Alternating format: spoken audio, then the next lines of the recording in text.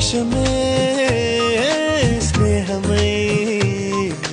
కష్టమే ఇష్టమై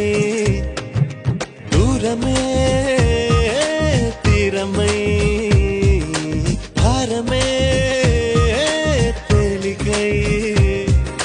పంతాలే చిలిపిగా చదివిన పాఠాలై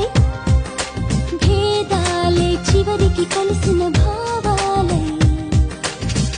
ఏనాడో చినుకల్లే